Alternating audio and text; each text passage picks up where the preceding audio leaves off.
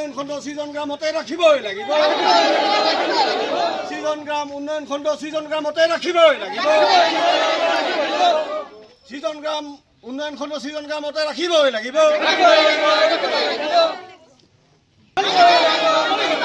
আমাৰ দাবী মানিবই লাগিব।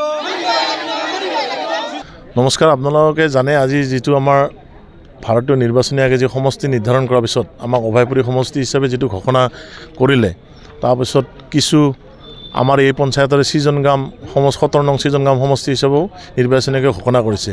তাত আমাৰ ইমান ক'ব লগা নাই, আমি হেতুত নিৰ্বাচনী আয়োগক ধন্যবাদেই জনাম।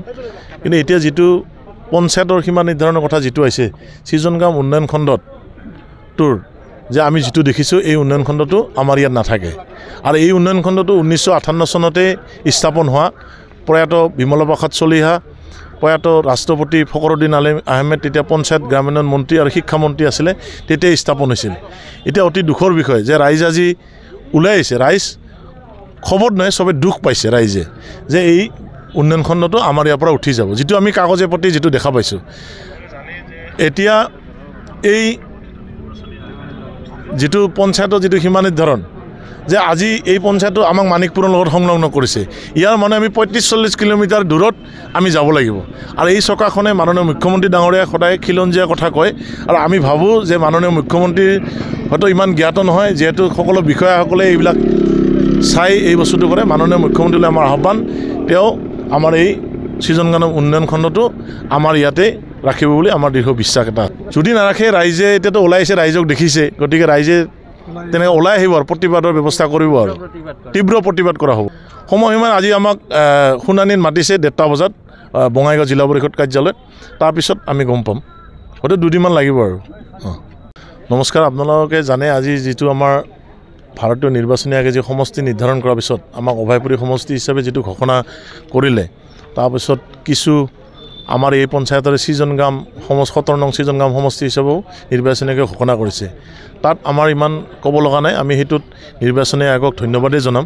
কিন্তু এতিয়া যেটো পঞ্চায়তৰ সীমা নিৰ্ধাৰণৰ কথা যেটো আছে সৃজন গ্ৰাম উন্নয়ন খণ্ডত তোৰ যে আমি যেটো দেখিছোঁ এই উন্নয়ন খণ্ডটো আমাৰ ইয়াত নাথাকে আৰু এই উন্নয়ন খণ্ডটো 1958 চনতে স্থাপন হোৱা প্ৰয়াত বিমলা প্ৰসাদ চলিহা প্ৰয়াত ৰাষ্ট্ৰপতি ফখৰুদ্দিন আলিম আহমেদ তেতিয়া পঞ্চায়ত গ্ৰামোন্নয়ন মন্ত্ৰী আৰু শিক্ষামন্ত্ৰী আছিলে, তেতিয়া স্থাপন হৈছিল। এতিয়া অতি দুখৰ বিষয় যে ৰাইজ আজি ওলাই আহিছে, ৰাইজ খবৰ নহয় চবে দুখ পাইছে ৰাইজে যে এই উন্নয়ন খণ্ডটো আমাৰ ইয়াৰ পৰা উঠি যাব, যেটো আমি কাগজে প্ৰতি যেটো দেখা পাইছোঁ। এতিয়া এই যেটো পঞ্চায়তৰ যেটো সীমা নিৰ্ধাৰণ যে আজি এই পঞ্চায়তটো আমাক মানিকপুৰৰ লগত সংলগ্ন কৰিছে, ইয়াৰ মানে আমি 35-40 কিলোমিটাৰ দূৰত আমি যাব লাগিব। আৰু এই চকাখনে মাননীয় মুখ্যমন্ত্ৰী ডাঙৰীয়াই সদায় খিলঞ্জীয়া কথা কয় আৰু আমি ভাবোঁ যে মাননীয় মুখ্যমন্ত্ৰী হয়তো ইমান জ্ঞাত নহয়, যিহেতু সকলো বিষয়াসকলে এইবিলাক চাই এই বস্তুটো কৰে। মাননীয় মুখ্যমন্ত্ৰীলৈ আমাৰ আহ্বান, তেওঁ আমাৰ এই সৃজন গ্ৰাম উন্নয়ন খণ্ডটো আমাৰ ইয়াতে ৰাখিব বুলি আমাৰ দৃঢ় বিশ্বাস এটা। যদি নাৰাখে ৰাইজে এতিয়াতো ওলাই আহিছে, ৰাইজক দেখিছে, গতিকে ৰাইজে তেনেকৈ ওলাই আহিব আৰু প্ৰতিবাদৰ ব্যৱস্থা কৰিব আৰু তীব্ৰ প্ৰতিবাদ কৰা হ'ব। সময়সীমা আজি আমাক শুনানিত মাতিছে 1:30 বজাত বঙাইগাঁও জিলা পৰিষদ কাৰ্যালয়ত, তাৰপিছত আমি গম পাম, হয়তো 2 দিনমান লাগিব আৰু।